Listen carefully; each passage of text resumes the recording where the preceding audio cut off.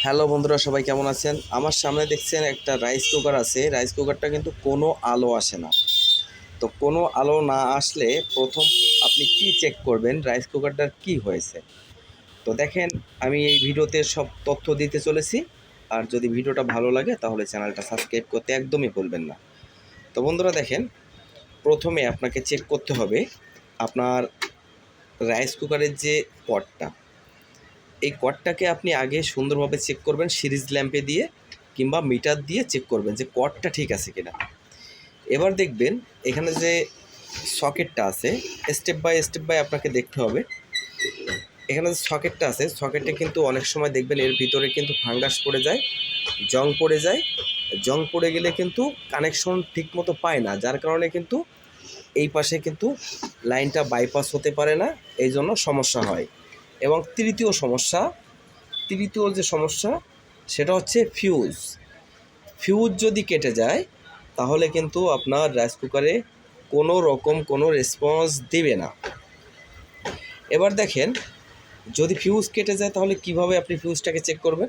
ফিউজটাকে check করার খুবই সুন্দর একটা বিষয় আছে। যখন ফিউজটা আপনার কেটে যাবে, এই ফিউজটা কেটে যাবে তখন একটা এই ফিউজের এপার থেকে এই প্রান্ত থেকে এই প্রান্ত একটা তার জয়েন্ট করে দিবেন। দিয়ে আপনি সিরিজ লাইনিতে চেক করে দেখবেন যে ফিউজটা কেটেছে কিনা। যদি আপনার কাছে মিটার না থাকে, আর যদি মিটার থাকে তাহলে কোনো ব্যাপার না। এবার মূল জিনিস যেটা সেটা দেখাচ্ছি আমি। এখানে দেখেন একটা সুইচ, এটা কিন্তু একটা সুইচ বলে এটাকে। এই সুইচ আমি সরাসরি এটাকে আমি সুইচটাকে প্রেস করছি, দেখেন এই যে রাইস কুকারের সুইচটাকে প্রেস করছি, কিন্তু প্রেস করলেও এর ভিতরে কিন্তু ফাঁকা থেকে যাচ্ছে। আমি আপনাদেরকে দেখাতে পারছি না ঠিক মতো।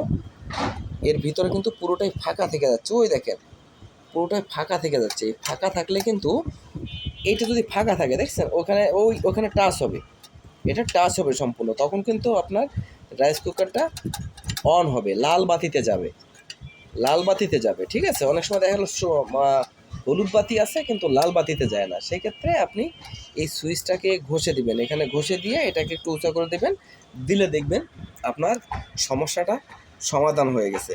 তারপরে দেখবেন যে এখানে অনেক সময় দেখবেন এই সুইচ থাকে না, প্লাস্টিকের যে মাইক্রো সুইচ থাকে, ওই মাইক্রো সুইচের অনেক সময় সমস্যা হয়, যার কারণে কিন্তু আপনার লাল বাতির দিকে যায় না। সেক্ষেত্রে আপনি ওই সুইচটাকে চেঞ্জ করে দিবেন, চেঞ্জ করে দিলে কিন্তু আপনার সমস্যাটা সমাধান হয়ে যাবে। তো আশা করি বিষয়টা বুঝতে পেরেছেন। তবে বন্ধুরা একটা কথা বলি, এই কষ্ট করে আপনাদের জন্য ভিডিও তৈরি করি আপনাদের তথ্য দেওয়ার জন্য, কিন্তু আপনার চ্যানেলটা সাবস্ক্রাইব করে পাশে থাকবেন।